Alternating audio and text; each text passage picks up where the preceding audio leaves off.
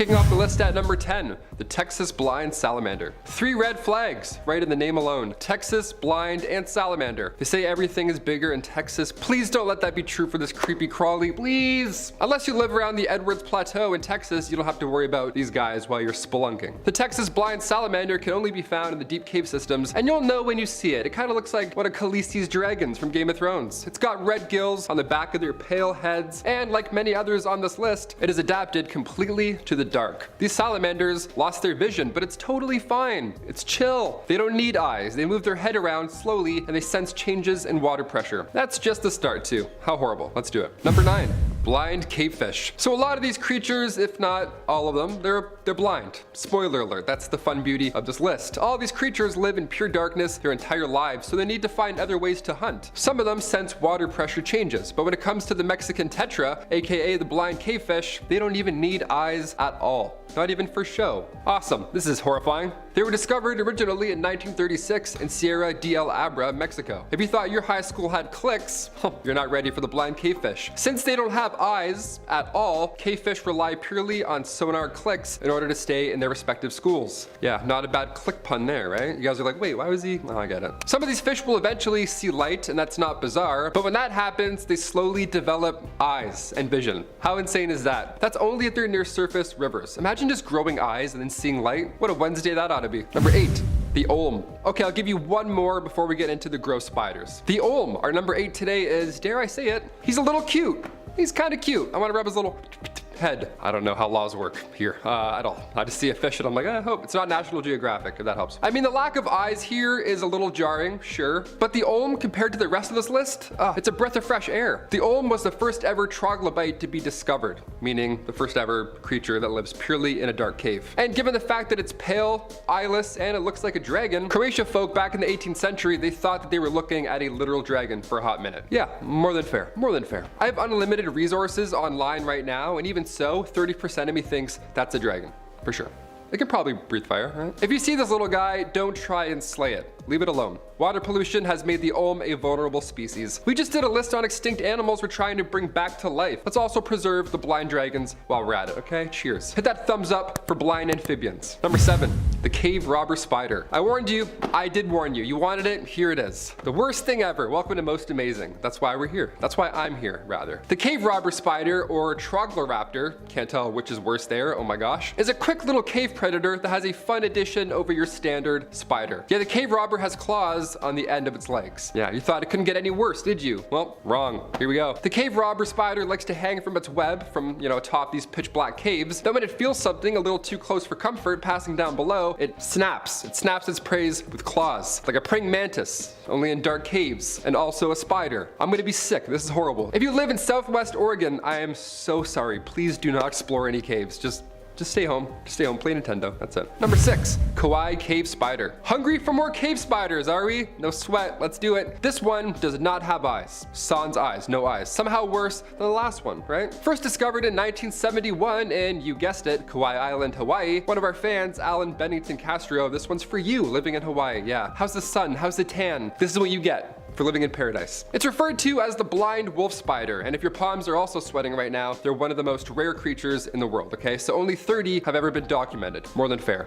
What's that? 31? Oh. One's missing, that's odd. I think researchers are finding more out in public. They're just not down to take photos or get close. That's what I believe in, really. Forget that, I would quit in that cave if I saw one of these. Since it's lived in darkness its entire life, it doesn't have eyes. There's no need for them. That's so scary, that's horrible to look at. The spider is considered endangered. That's all thanks to humans splunking and bringing toxic chemicals like nicotine around. Plus we also attract non-native predators every time we leave food in these cave expeditions. So good on us. These spiders are great hunters, but they're not that great. We gotta stop, leave the caves alone. Number 5, the rat snake. Not to be confused with the rattlesnake, that's another horror entirely. The rat snake is found over North and Central America. And it pains me to say this, but they're kind of common. Yeah, there's one type of rat snake though, and this has made its home in the Mexican jungles. And locals refer to this cave as the Cave of Hanging Snakes. Why would you even go in? If someone's, oh, what's it called? No problem, not going in. This cave is chock full of bats, so these snakes are talking to one another. They made a little snake heist, a little snake plan, and they decided to hang out in the walls and the ceiling and wait for all these bats to leave the cave or come back in. Yeah, how horrible is that? They dangle by their tails and grab a bat mid-flight. Yeah, I didn't like snakes before this list. Then I saw this. Number 4,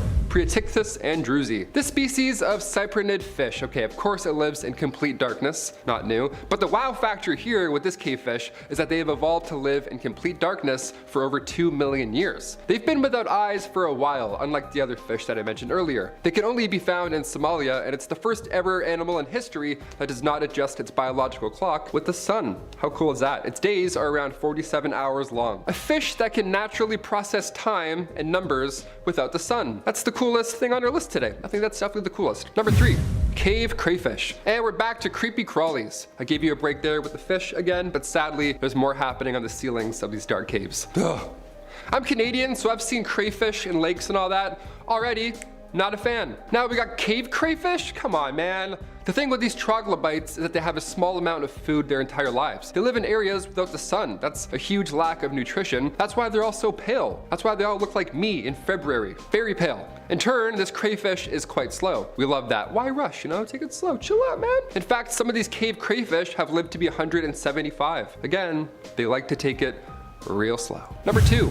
Cave harvestman. Okay, yeah, don't let the looks fool you. This creepy cave dweller is not a spider. It's an apilion. It's a completely different arachnid. It's actually cousins to daddy longlegs. Why do we call this one daddy cave legs? I don't know. Like commit or don't, you know, but daddy thing's weird with bugs. They're one of the most common when it comes to these dark cave creatures. They're so common that some residents in the States have actually tried and went to court. Yeah, hear this out. The bone cave harvestman only lives in central Texas, and back in 2014, a nonprofit group filed a petition to have it delisted. So imagine putting on a dress shirt and going to court. Like, oh, did you have jury duty? No, I actually went to go fight the existence of a spider. Sorry, a non-spider. Number 1.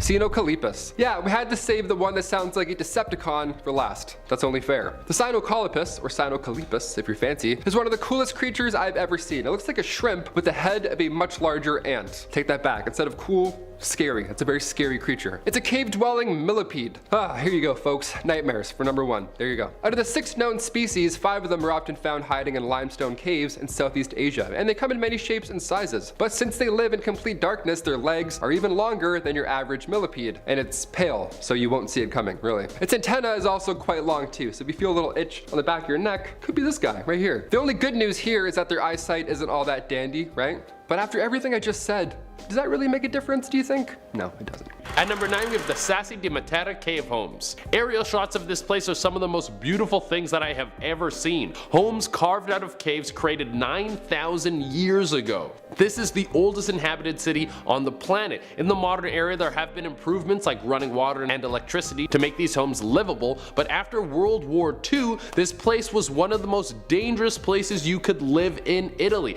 A massive malaria outbreak started killing thousands of people, and everyone was forced to evacuate the area. Since then, the area has been deemed safe again, but who knows when another outbreak could happen. At number 8, we have Nowhere to Go. Back in August of 2018, police got a call that some people had been jumping a fence in a gated area where there were man-made caves. These caves were close to the downtown core of Nottingham, England. It was a strange call, but it could have just been some teenagers that were going in to vandalize the place. When the police arrived, they didn't find teens trying to spray paint the walls, but some homeless people that were using the caves for shelter.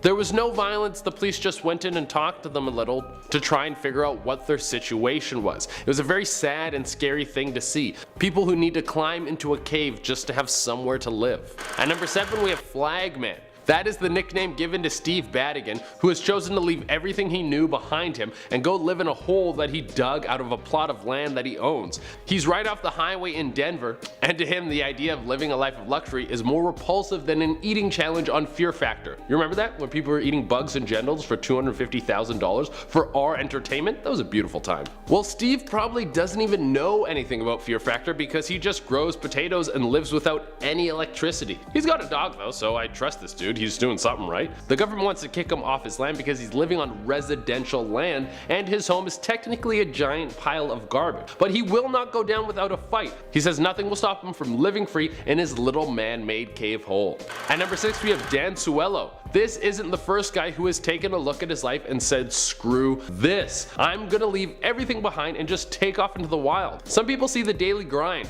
going to work at a 9-to-5 job just to pay bills and have a limited social life, going out to drink just to wake up with a hangover, and they say, I'm done. That's what Dan Suello did. He looked at his living situation and life, and then he said, I don't want to do this anymore. He took the money that he had, he left it behind in a phone booth, and then he drove to the Utah Canyonlands. The landscape is littered with caves caves and wild growing vegetables. For almost 2 decades, he's been living out in the wilderness without using any sort of modern technology. Part of why he did this is because he believes the system is broken and something needs to be done of how life is lived. He felt people were too dependent on a life of comfort and that it was slowly taking its toll on humanity. And of course, wearing down the planet. He wanted to be an example of how you don't have to live by the status quo. At number 5, we have Tunnel Man. When you have nowhere to go, sometimes the best option is just to dig a tunnel in the ground and hope for the best. Sean Heron fell on some hard times while living in Clovis, New Mexico and had nobody to turn to. And when that happens, you have to take the situation into your own hands. So he dug a tunnel underground and he started living in a cave behind a baseball diamond. It was completely hidden until one person saw him going in and out and decided to post a video tour on Facebook while Sean wasn't there. And to be honest, for a cave, it wasn't that bad. He had a closet, some drawers that he dug out of the walls, and a bed. Some people were worried that he might be violent, but most people see it's just a man who decided to live in a cave. Also, the city can't do anything about it because he dug his new home on private property, so it's up to the landowners to kick him off. He was arrested once for trespassing but was quickly released and then went right back to living in his little hole. I bet he's just praying that it never rains.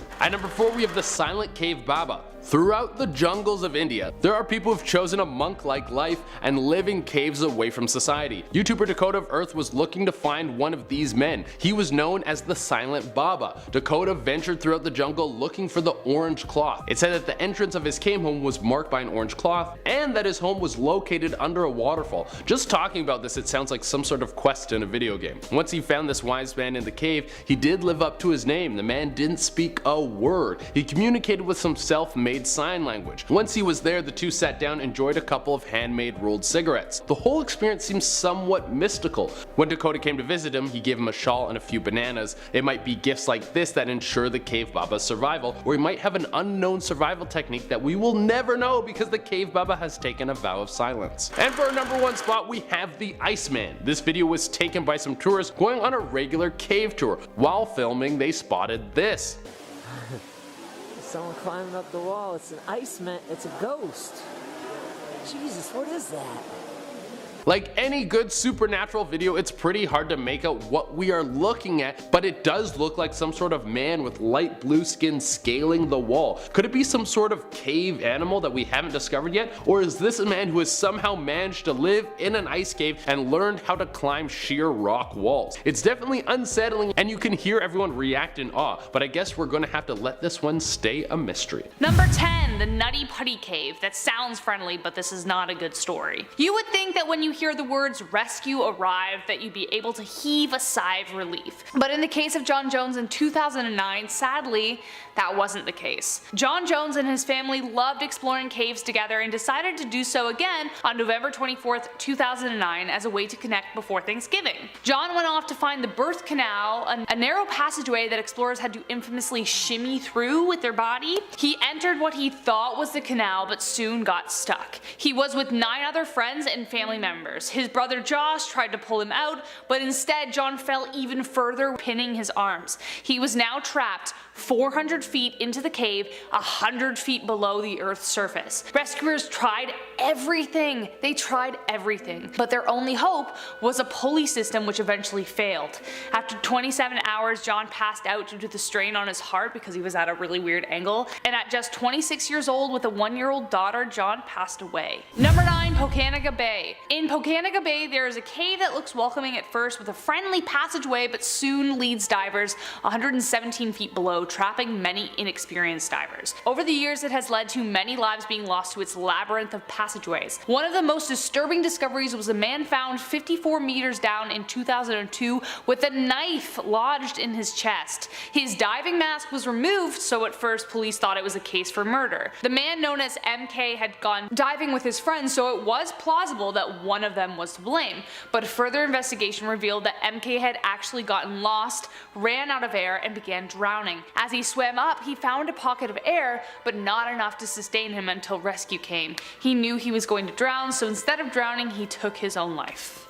Oh man, like already it's number 9 and it's just the worst. Like it gets worse, like it doesn't get better. Number 8, the STK Fontaine Caves. This event is a reminder that if you are going to take risks, Always follow the plan, otherwise it may cost you your life. Peter Verheusel decided to explore the STK Fontaine Caves in South Africa in 1984 with a few of his friends. Despite guidelines, Peter couldn't resist exploring caves off the beaten path. The first couple of times it was alright, but the third time his friends couldn't find him. Peter had gone so far down a passage off the planned path that he eventually got lost with not enough air to return. So if you do that and you don't pack enough air, then you're screwed. Fortunately, Peter found a small island with a cave which meant that he wouldn't drown, but given that he was short on air, he couldn't return, meaning he had to wait for rescue. With no food, Peter was trapped in the pitch black darkness. I wish I could say this story had a happy ending, but it took 6 weeks for rescue to find him. Beside his body was a note he left for his wife and mother in the sand: "I love you, Cheryl and Ma." If you're gonna do that, make sure you pack extra oxygen. Oh my god. Anyways, my dad's a scuba diver. This freaks me out, okay? Number 7, Dion Dreer. In 1994, a man named Dion Dreer was lost 270 meters in Bushman's Hole in South Africa, and for 10 years, no one was able to get to him. But Dave Shaw, an experienced diver, was determined to do just that, retrieve his body so that he could be put to rest by his family. Shaw had set a number of diving records and was the only one to find Dreer's body 207 meters down, covered in silt. Unable to retrieve it the first time, he promised to return. It was Shaw's 333rd dive in his life when he went back, but at those depths, any intense struggle could lead to a diver passing out. If a diver starts to inhale too quickly, something called hypercapnia can happen, which is when too much carbon dioxide fills the bloodstream and it can disorient you, you don't know which way is up anymore. While Dave was trying to cover the body with a body bag, the skeleton began to float, something he didn't account for. Catching it became a vicious struggle, and being an experienced diver, he knew better than to keep trying.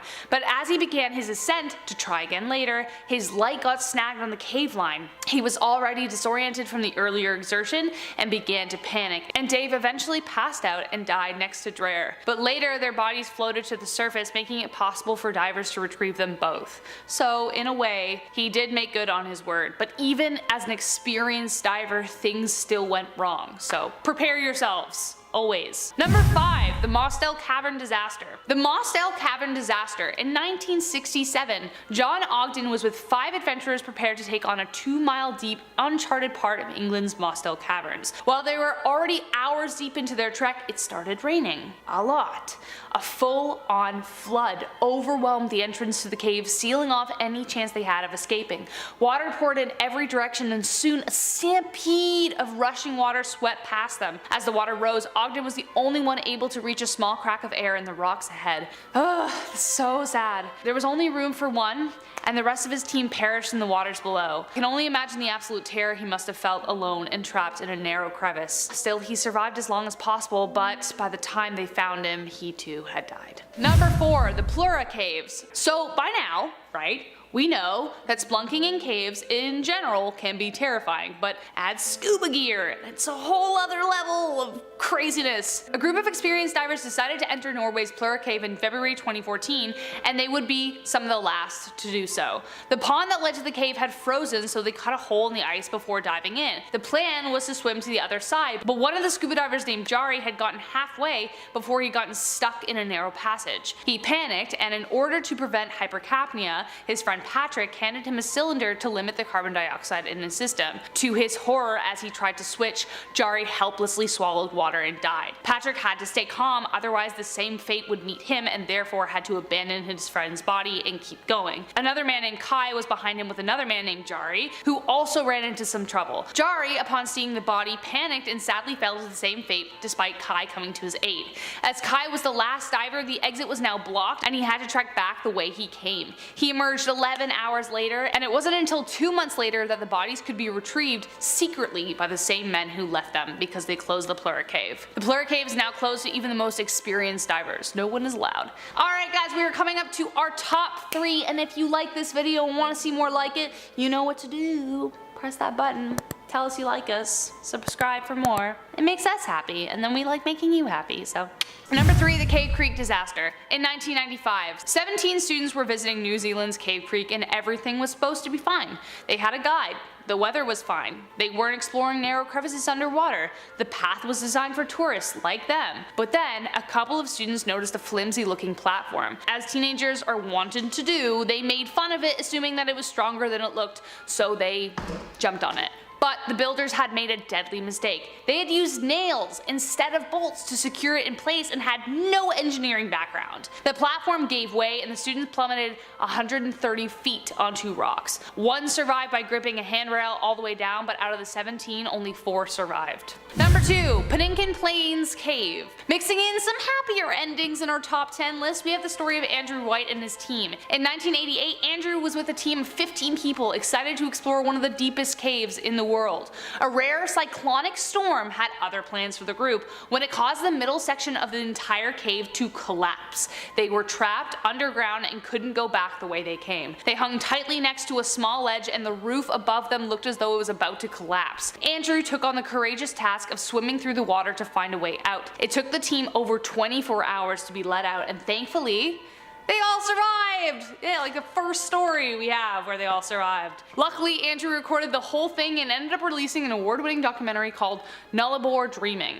Despite surviving this experience though, Andrew passed away in a helicopter crash in 2012 in New South Wales. Last but not least, Namtaloo Cave flood. Rule number 1 of risk-taking on vacation: if the locals warn against it, listen to them. This last story is truly heartbreaking and a solemn reminder to any who do not heed warnings. In October 2007, Helena Carroll, her fiance John Cullen, a Swiss family with 2 girls, plus another family with a young boy and 2 guides, decided to trek the Namtaloo Cave. The problem was, it was monsoon season, and locals warned them not to attempt it. Halfway into the cave, they heard a roar behind them, and you can guess what happened. A freak flood swept both families and the guides away, but John saved Helena by pulling her up on the ledge. Consumed by the idea that they might die there, John decided to brave the water to try and get help, leaving Helena all alone. She hung there for 8 hours until help finally came. When she exited the cave, she made the grim discovery that she was the only one who'd survived, and she lost the love of her life. The correlation of mass disappearances and proximity to cave systems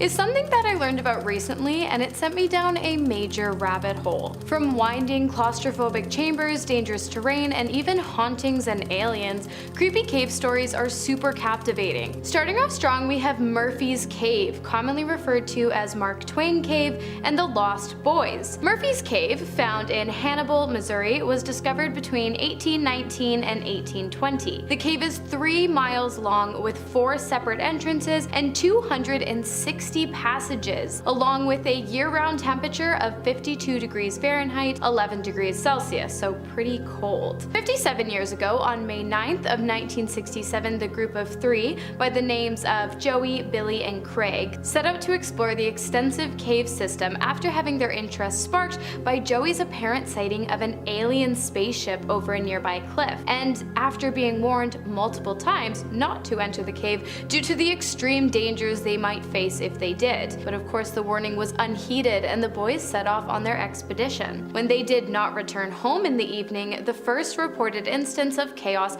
began to ensue, as we really have no way of knowing what other kind of chaos the boys experienced during their time underground. A search party was sent to explore the area, and unfortunately the trio was never found, but many eyewitnesses reported to have seen a mysterious figure over the very same cliff in which Joey claims to have seen the UFO. While the case was never closed, 3 theories for the boys' disappearance do exist. 1, that they were lost to the caves. 2, that they had run away, however this theory is the least accepted given the positive state of the boys' home lives. And 3, that they were abducted. Unfortunately, we really have no way of knowing, but I would recommend staying clear of this location and all of its dark twists and turns. Next we have Mammoth Cave, which has been a hotbed for disappearances over the years, boasting an alarming 10 known cases of persons who went missing, one of which was Orla Allen K. Barrick.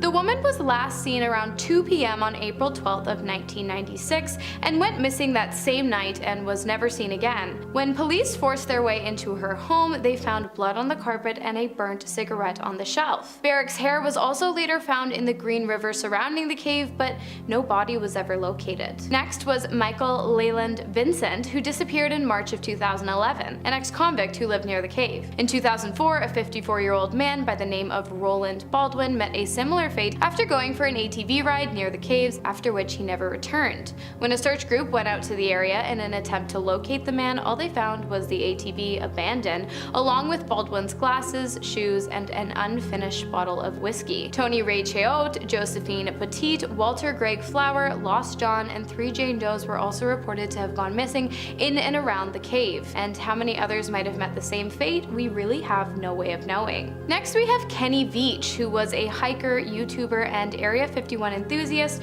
up until his final known days in 2014. The 47-year-old, who was an experienced hiker, claimed to have found a cave near the assumed alien bunker Area 51. The cave, whose opening was shaped as a capital letter M, thus nicknamed simply the M Cave, would go on to garner extreme popularity and be the source of much speculation as well as a string of conspiracy theories. Veach first mentioned the cave in a comment under a YouTube video in 2014. He said that he had been hiking out by Neal's Air Force Base next to Area 51 and found the hidden cave. And he also added that while he usually enters into every cave that he finds, he decided not to this time, as when he stepped towards the entrance, he said his whole body began to vibrate, and the closer he got, the more severe the vibrations came. Despite his first encounter with the mysterious cave, and after some encouragement from his followers, Veach did eventually decide to revisit it, but he and many others were left disappointed as he was unable to locate the Big M on his second expedition. On November 10th of 2014, Veach decided to try his luck again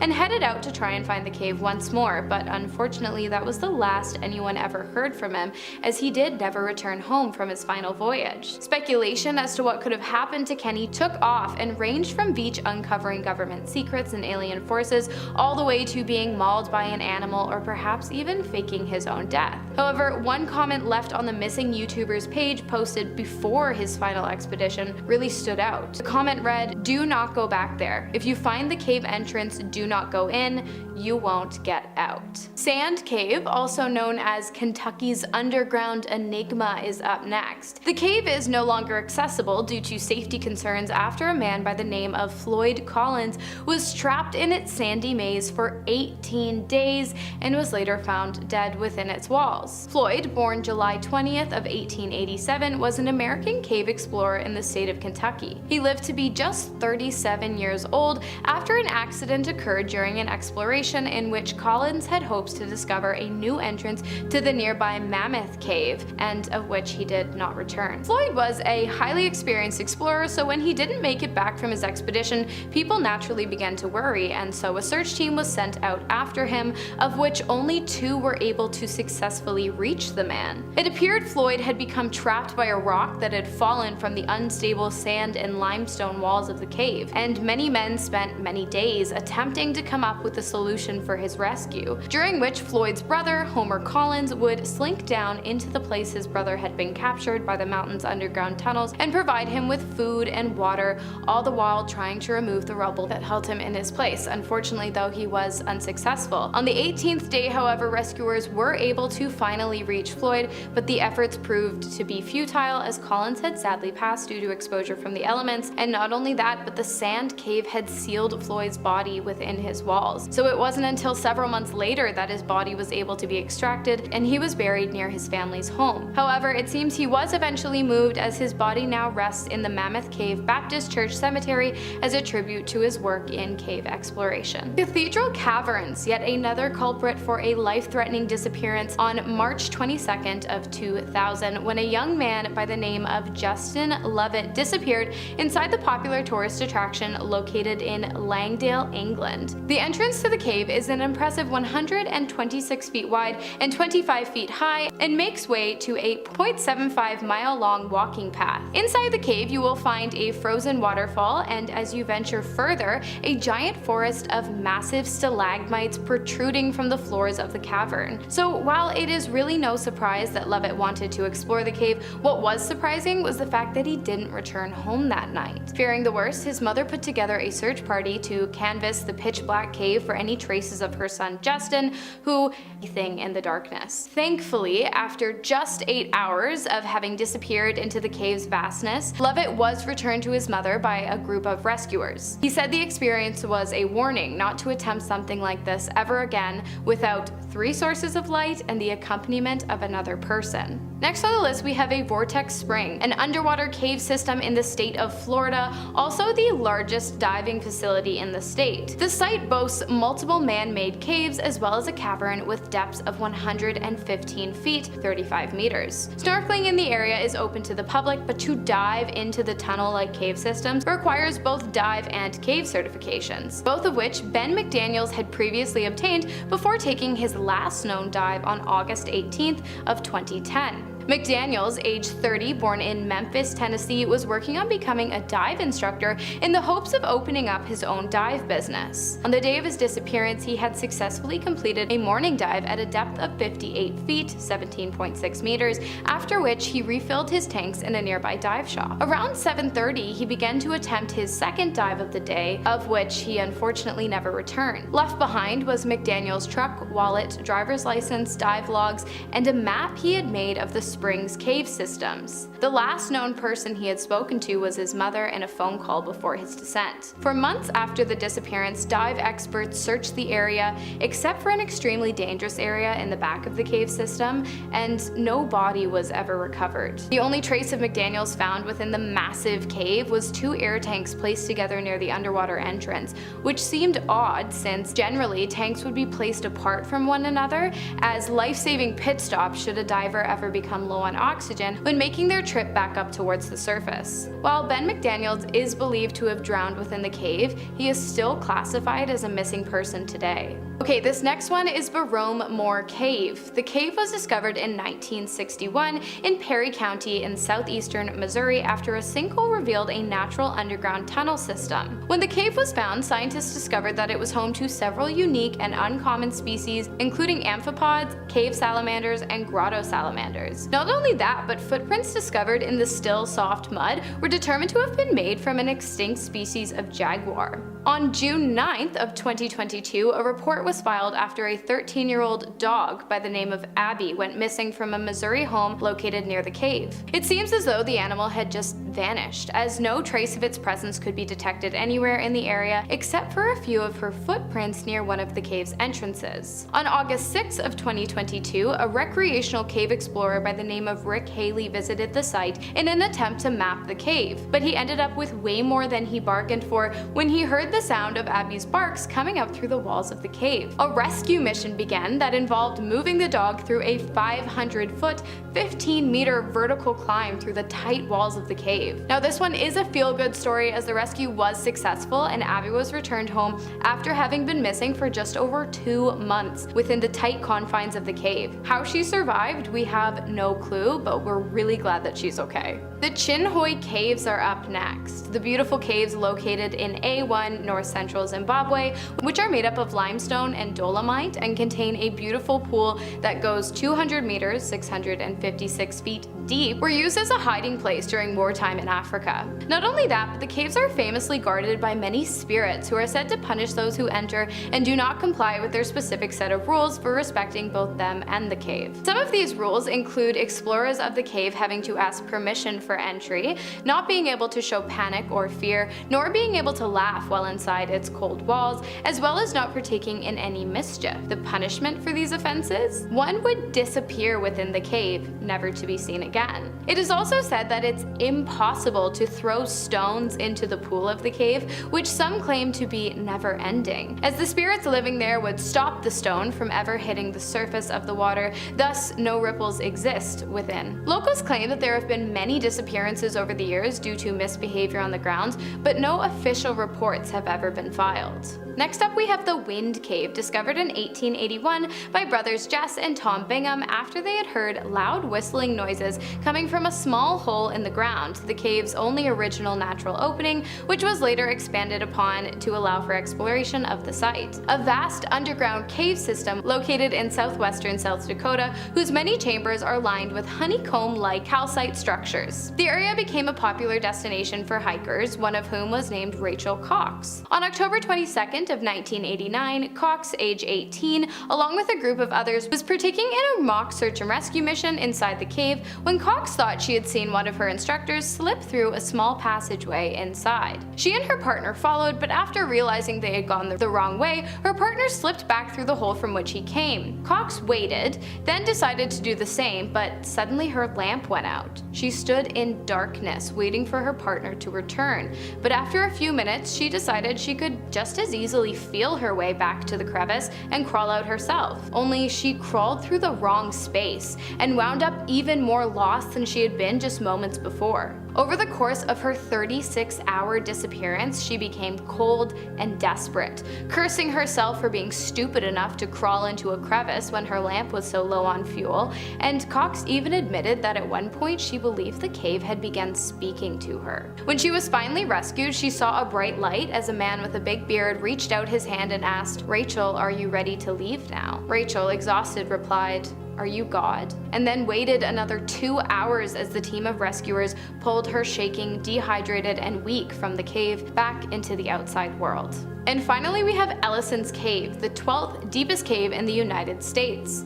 Along with many small crevices, the cave is home to an incredible 586-foot, 178.6 meter drop, nicknamed the Fantastic Pit. However, not so fantastic for some, as there have been multiple known cases of people who have rappelled down into its depths only to have it be the last thing they ever did. This unfortunately was the tragic case for two University of Florida students by the name of Michael Peary and Grant Lockenbach. On February 12th of 2011, the pair had set out with a group of friends to explore the landmark, but apparently broke off from the pack at some point during the expedition. Dressed in shorts and a t-shirt, Grant was the first to attempt a 120-foot descent through an area in the cave containing a waterfall. But it seems somewhere along the way, his backpack became caught up in the rope he had been using to rappel down the cavern, and he became stuck. Michael, who was the more experienced climber of the two and unaware of the fatal outcome, decided to go down after Grant in order to provide some assistance. It is said that the group was able to locate the two and even spoke to them for about 45 minutes until the voices of the two young men began to die out and eventually disappeared. The deceased were recovered and removed from the cave later that night, and while the cause of death was never officially declared, many believe that the two died of hypothermia due to extreme cold temperatures within the cave. The passing of Michael and Grant, along with many others within the parameters of Ellison's Cave, serve as a warning of the extreme dangers of cave exploration. In fact, a few years later, a group of YouTubers went back to explore the cave where the teens were lost and ended up finding another group of people stuck in the rappel. They saved them, but imagine if they weren't there. At number 9, we have the Shani Cave people. In the province of Shanxi, China, some people have opted out of living in a traditional home and have decided to dig out their own house. The rock bed in the side of the mountain surrounding the area is softer than usual, and with just a shovel you will be able to dig out a large home area and call it your nice new house. Do you think you would be pissed off by the guy who decided to dig like just right above you and then stays up all night listening to terrible music? Like, dude, you could have dug anywhere. The cave is huge. Why are you right here? The caves are called the Yaodong, and for the most part they are simple, but some people have put in some serious elbow grease to turn them into multi-room homes. If you got a shovel and a good back, there is really no limit to how big you can make your place. People have chosen to make this move because it is easier and more affordable than living in the city. At number 8, we have the boys from Camore in the Philippines. When your town gets hit by a natural disaster, it can be devastating, and you hope that you can eventually recover and get back on your feet, but for some people those moments never come. In the Philippines, there were two boys who lost everything in a typhoon. It destroyed their home, and because of this they were forced to live in a cave. It was Jason and Juan Garania who were forced to live inside a cave so they could survive. This is really one of the scariest situations that could happen to these two brothers. On the bright side, they still have each other and they're still going to school. The community is raising funds to try and find them a place to live. At number 7, we have the Well Lady. Now, what is a well but just a vertical cave? It's basically the same thing, am I right? For sure I'm right, because I'm the one making the video. There was a lady lady in China who wanted to live in the city but couldn't afford the ridiculous rent prices. This sounds like every single person living in New York and LA. She found a hole in the ground, set it up like a bedroom, and then called it home. Her name is Quan Yushi, and she is sort of an innovator. I think it's only a matter of time before people in other expensive cities start doing the exact same thing. I mean, is it any worse than living in a windowless basement? At least she doesn't have any roommates. The well that she lives in is not in use, so she's not taking a water supply away from anyone. Her biggest risk is of course flooding. If the city started flooding, her room would fill up with water, which would obviously be very dangerous. This could lead to her drowning. But if you want to live in a city, you gotta be a hustler and you gotta take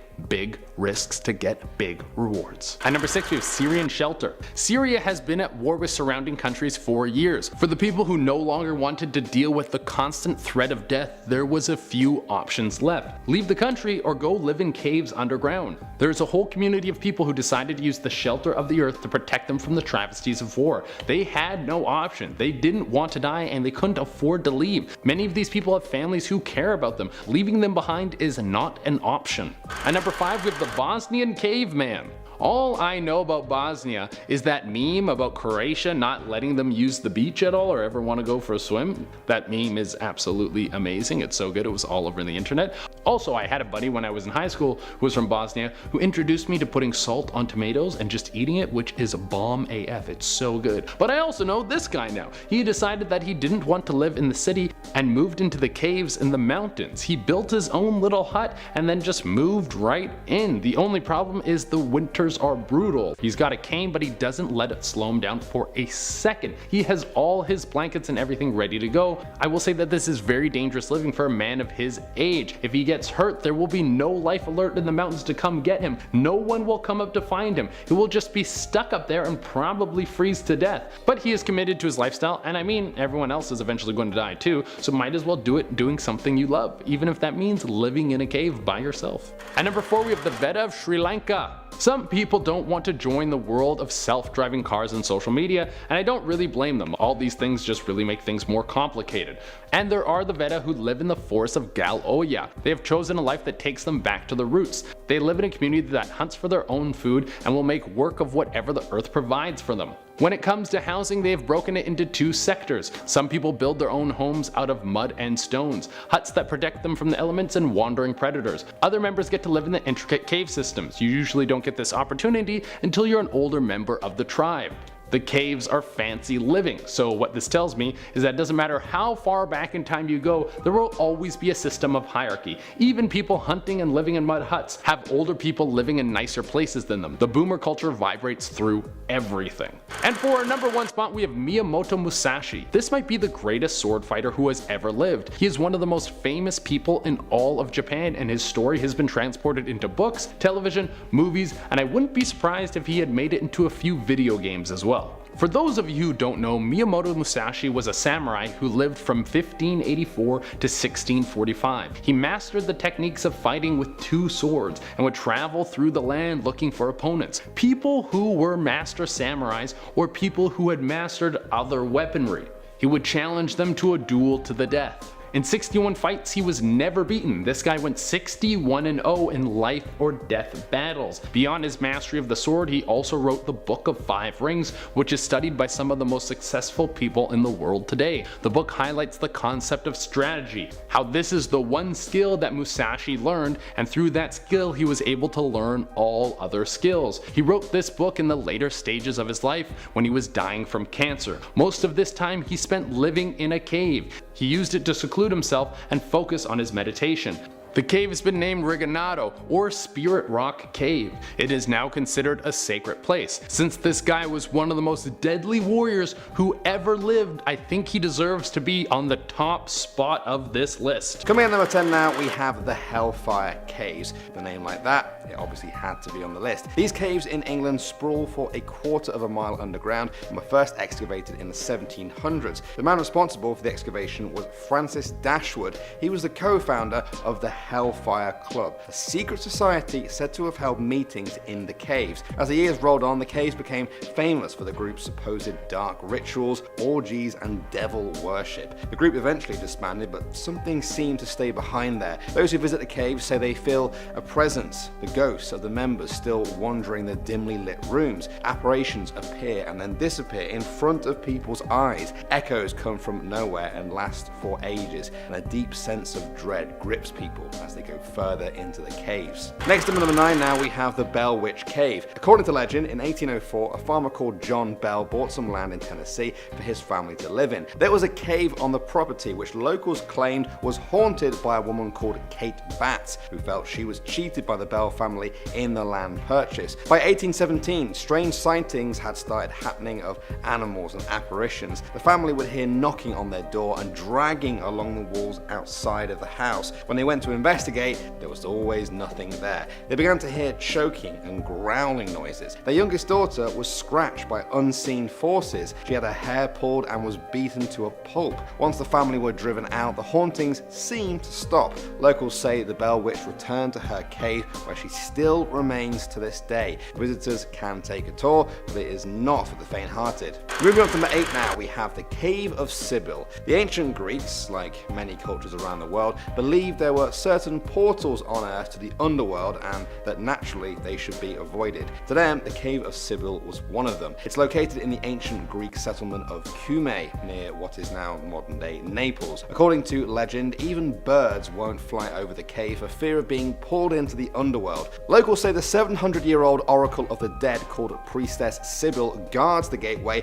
and acts as a sort of guide for people on their descent towards Hades. She won't take you to the underworld if you avoid the cave, but if you step inside, some say you're as good as dead. Moving on to number 7 now, we have the Well of Sacrifice. This one is located a short walk from the main city of Chichen Itza. Many tourists visit that ancient pyramid site, but not as many people go to the Well of Sacrifice nearby. How do I know? Well, I was one of them. I went to Chichen Itza the other year, but I didn't know that this was just around the corner. Perhaps that's for the best though. The Well of Sacrifice is a limestone sinkhole cave. In 1904, an American explorer dredged it to collect pieces of gold, copper, and pottery from the water below. He was amazed to find just how old and far-flung the artifacts were. However, the dredging also uncovered a very dark Mayan secret. He found bodies, lots of them. The cave contained the remains of at least 120 adults and many children. The bones seem to suggest that the victims had been flayed. The findings seem to fit with the ancient stories of Mayans pushing people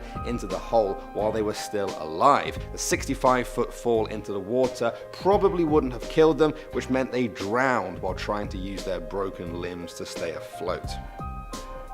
What a horrible thought. Next up at number 6 now, we have the Chiselhurst Caves. This vast complex in England contains some 22 miles of passageway split into 3 distinct sections named Saxon, Druid, and Roman. They later join up through other connecting passages. People have mined the caves there for thousands of years, but the earliest written record comes from around 1250. In more modern times, the mines were home to people escaping the bombing of London during the Second World War. The history, turmoil, and darkness of these stony hallways seems to have intertwined and left a very dark energy behind. People regularly report hearing screams, murmurs, children giggling, and footsteps echoing from deep within the labyrinth. Locals say it's the ghosts of those who died there and want to let the living know of their eternal horror.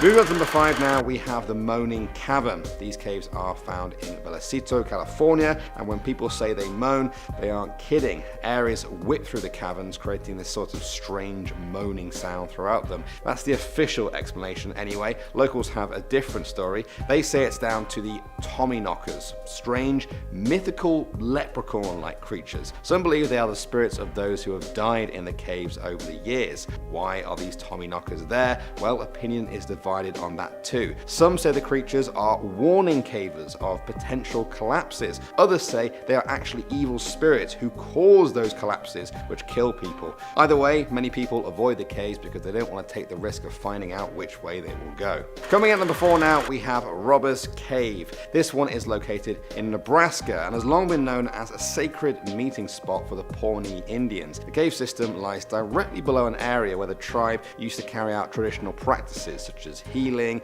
animal spirit powers, and medicinal work. Some say the deep connection they made with the earth there has had a lasting impact on the land. Long after the area was abandoned, locals claim they still hear the sounds of beating drums and chanting as if the rituals are being performed by the ghosts there. They also say that from the outside you can hear screams and moans coming from the caves. Moving on to number 3 now, we have the Mammoth Cave. This one really creeped me out for a number of different reasons. Firstly, it's huge. This Kentucky cave is said to contain 400 miles of explored area, and that's only the parts we know of. Experts say there could be a lot more we haven't seen yet. Archaeological evidence seems to suggest that Native Americans were mining the cave as far back as 4,000 years ago. They did this very successfully, using the materials to make tools and weapons. At one point, they even began burying their dead there. Things continued like this for another 2,000 years, but then, for some reason, they abandoned the cave and never returned. All evidence suggests they just left the cave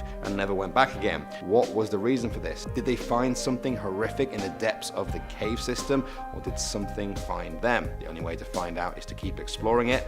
Any volunteers? Next up at number 2 now, we have the Wasaba Street Caves. This one is quite unique in a number of ways. Firstly, it looks like a normal building from the outside, located in St. Paul, Minnesota. It was built into sandstone caves along the Mississippi River so that locals could mine silica. Over the years though, it was overrun by gangsters who used the caves as a base of operations. According to legend, these gangsters were gunned down in the caves in the early 1930s. The brutality of their deaths left restless spirits behind in the caves. The ghostly sightings of them have continued to this day. Some even say the ghosts have begun to wander out of the caves and into the cafe next door, giving people the fright of their lives. Staff and customers have reported seeing the apparitions of a woman sitting at the bar with a man in a Panama hat. Many people would want to avoid seeing such a sight, but if you do, they have a cave tour there for just $8. Not bad. And finally, number 1 now, we have the Devil's Hole. This is a very famous creepy cave that lies near Niagara Falls. The 20-foot deep cave was first talked about by the Native Americans of the area. They said the cave was the home of a demon-like snake called the Evil One. He is said to embody everything evil in the world. Some of the tribe who entered never came out. Others returned with their hair turned from black to solid white in pure terror from their encounter. They couldn't even describe what they had seen because they'd lost their minds inside the cave. They tried to warn the early French explorers of the evil inside, but they didn't listen. One of them went inside and was murdered shortly after by his own men. In 1763, a conflict occurred between the British and the Native Americans there. The result was 80 British soldiers being scalped and thrown into the cave along with their horses. Although it's been many years since these events, people say you can still feel the evil presence by simply walking past the entrance to the cave. Tong Cave in Malaysia brings us to number 8. This next cave seems like it came straight out of a horror movie. The Tong Cave is the home to millions of bats. And if that doesn't freak you out, maybe the millions of cockroaches that feast on anything alive will do the trick. Animals that accidentally fall into this scary cave will be quickly devoured by these cockroaches. Okay, and then we have the cherry on top.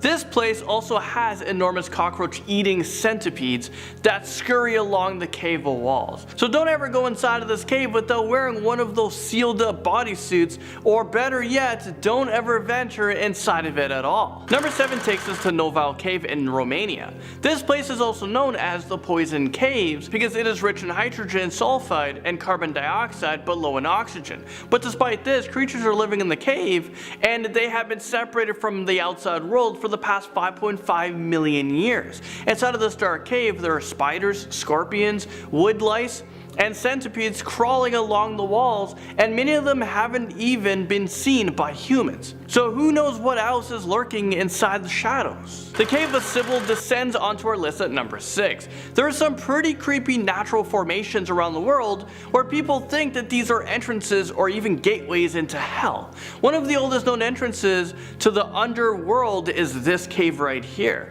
Apparently it is so sinister and fueled by negative energy that birds won't even fly over it. they know better. According to the legend, the dead priestess Sybil guards this gateway and lures travelers into the fiery pit of hell. Well, you know what, I'm not willing to see if this legend is true or not, so you know what, I'm just gonna keep my distance away from this one. At number 10 we have the Eagle's Nest Cave. The Eagle's Cave Nest is an underwater cave located in Fort Lauderdale in West Florida. It is made up of giant passageways that have taken tens of thousands of years to form. The cave has been compared to Mount Everest for divers because it's so beautiful but so deadly. It seems that before divers enter the cave there is an underwater sign with the Grim Reaper on it, which isn't a good sign. The sign reads, "There is nothing in this cave worth dying for. Do not go beyond this point," which seems pretty damn scary, right? But a lot of people have not heeded the sign's advice. Divers still risk it. There have been at least 11 deaths in the cave since 1981. In 2016, the missing bodies of a father and son were found after 3 years. The pair were experienced divers who went out on Christmas night and ran into trouble. A 20-year-old diver also lost his life in the cave in 2018. Diver Sylvester Muller called the cave a Venus flytrap, which does seem like an accurate description. From a cave compared to Everest to a cave on Everest itself. Coming in at number 9 we have Green Boots Cave. Green Boots Cave is a cave near the summit of Mount Everest, named after an unidentified climber who died near a crevice. Death is no stranger to Mount Everest, the tallest mountain in the world. 300 people have tried dying to summit or on their way down from the top of the tallest mountain. Some estimate that climbers have a 1 in 10 chance of dying on their way back down, which, I mean, I don't know about you, but I don't like those odds. So back to Green Boots, a dead male climber only identifiable by his bright green hiking boots. The trouble is that it's actually just too hard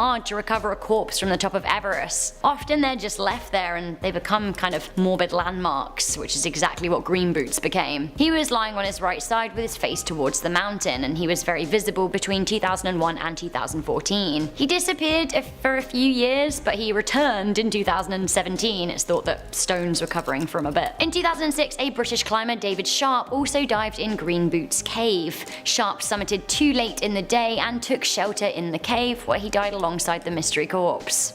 Awful. Coming into number 8 we have Gaping Gill. Okay, I am thrilled to be talking about this one because it's located in my favourite place in the entire world, the Yorkshire Dales. If I had to die one day, then I guess in the mouth of Gaping Gill swallowing me whole would probably be my preferred way. Gaping Gill is a natural cave in North Yorkshire, England. Now the Yorkshire Dales has actually had the most cave deaths in the United Kingdom. Gill and her gaping mouth have had rather a lot to do with that. Gaping Gill is said to be big enough to fit an entire cathedral in. It's 100 meters deep and there is water at the bottom, which means many people who have fallen through Gill's mouth have died. Okay, so let's take things back to ancient times for this one, shall we? A time where immurement in caves was a way to off your enemies. Savage. Coming into number 7 we have the Tale of the Seven Sleepers. This is a popular legend about the persecution of Christians in the Roman times. It seems that the Roman Emperor Decius, who ruled in circa 250 AD, gave 7 young men the chance to recant their faith or die. It seems that the holy men decided to leave the Roman Empire and live in a cave. They gave up their worldly goods and started a new life in a cave where they thought that they could pray in peace. They were wrong. It seems that the emperor found them and ordered the cave to be sealed, killing them as punishment for their so-called crimes. They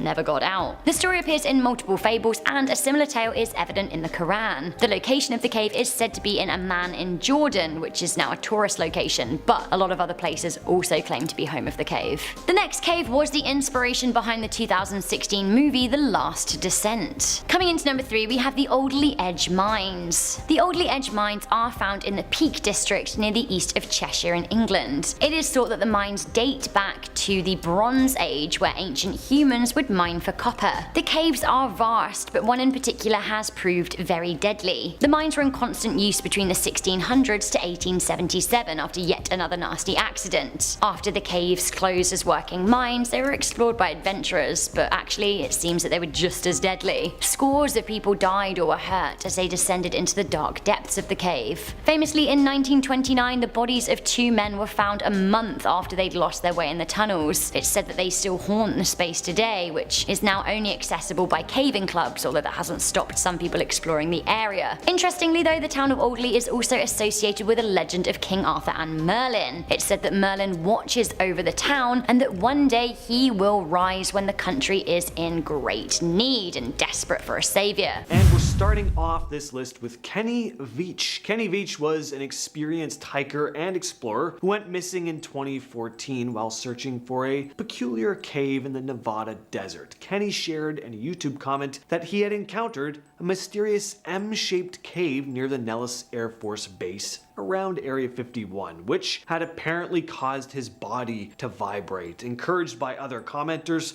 he filmed his exploration of the cave and uploaded it to his YouTube channel, Snakebite McGee, titling it M Cave Hike. Unfortunately though, on his third attempt to reach the cave, a few months later, he vanished without a trace. His cell phone was discovered near the entrance of an old mine shaft, yet his whereabouts are still unknown. It's possible he got lost or had an accident, but the cave's proximity to Area 51 and Kenny's claims of odd vibrations led to a lot of online rumors and theories. Some speculated he might have stumbled upon significant information related to extraterrestrials or government secrets, and that his pursuit was intentionally disrupted. Despite extensive searches though, there's still no solid evidence or leads as to where he is. Next we have Ben McDaniel. Ben McDaniel disappeared in August of 2010 while exploring Vortex Spring in Florida. He dove down to explore an underwater cave roughly 58 feet below the surface. He resurfaced. It was totally fine. He refilled his tanks in preparation for a second dive later in the evening. But this time, he never returned. His truck was left behind at a dive shop. Inside it were his wallet, a cell phone, and a map of the cave. There were also 2 oxygen tanks found near the entrance of the cave. And the 2 divers who discovered them found it odd that there was just air in the tanks rather than having a mix of gas, which is typically the case when deep diving. The cave is known for being tricky to navigate with tight spaces and poor visibility, and despite a thorough search by experienced divers, he was never found. Some think he might have run into problems, maybe he got stuck or had issues with his gear, but no one knows for sure. And some even suggest he purposely disappeared or maybe faked his own vanishing, which is quite the reach, but there's still no concrete answers till this day. Next on the list is Michael Leland Vincent. Vincent went missing in Mammoth Cave National Park in Kentucky on May 5th, 2011. At the time, he was on parole and he had just set fire to his house, which he shared with his mother and aunt. Some speculated that he had attempted to burn down his house in order to fake his own death so that he could escape the consequences of his charges. Some say he may have taken his own life, but no body has ever been discovered. He lived very close to Mammoth Cave though, which is huge. In fact, it's the largest known cave system in the world. So if he did go missing in that cave, it's likely he'll never be found. Next we have Peter Verhulsel. Peter was exploring the STK Fontaine Caves in South Africa with some friends in 1984. He had veered off the line, strung through the cave, which was used to help them find their way back out. Scuba divers were sent in to try and locate him, but days, then weeks went by before his body was finally discovered, at which point it was too late. Peter was unable to find his way back to his friends, but had managed to find a small underground beach where he pulled himself out of the water. It was pitch black in there, and his oxygen tank was just about depleted, so he was completely trapped. In this multi-week long search, rescue teams would have been within 36 meters of him, but Peter didn't hear them, and the rescuers believed that he had drowned. When Peter was finally found 6 weeks after having gone missing, it was determined that he had died of starvation. Number 4, we have what I like to call a close call. This was a story posted to Reddit by a now deleted user, but the story goes that they were exploring a cave with their family. As they were making their way out, they discovered a narrow opening in the rock, about knee high. By lying on their stomachs and squeezing through the tight space, they entered a small crawl space within the rock. The ceiling of this space was adorned with beautiful quartz crystals. Moving in one by one, the group stared up at this beautiful sight before them. The space was so tight though that they could feel the ceiling against their backs and the floor against their stomachs with each breath. They continued deeper though until the path led to an area covered in sediment formations like stalagmites and stalactites. Everyone thought this was pretty cool, but they began to feel water trickling onto their backs. They realized that it was raining outside, and the crawl space had a downward slope that would quickly fill with rainwater. The only way to escape was the way back they'd come in, and what started as a small trickle of water pretty quickly grew into streams, and the water began to accumulate. They rushed to exit, crawling out one by one, but the water was flooding in faster than they could escape, and the user who was furthest from the exit was trying very hard not to panic. They had the worst time here, crawling on their stomach with sharp crystals hanging from the ceiling again, and they struggled to keep up. The water level rose rapidly, splashing against them as they crawled, and just in time though, they managed to crawl out as the water had reached their lips at this point, and everyone managed to get out safely. Ugh, I feel uncomfortable just reading that. Number 3, we have the Catacombs video. Now, while the Paris Catacombs isn't technically a cave, it is cavernous and dark and incredibly easy to get lost in. This is one of the most infamous pieces of found footage on the internet, as we still don't know who this person was. If you somehow have not heard about this case before, it's a POV video of a person exploring the catacombs. The camera with the footage was found later on by a group of explorers.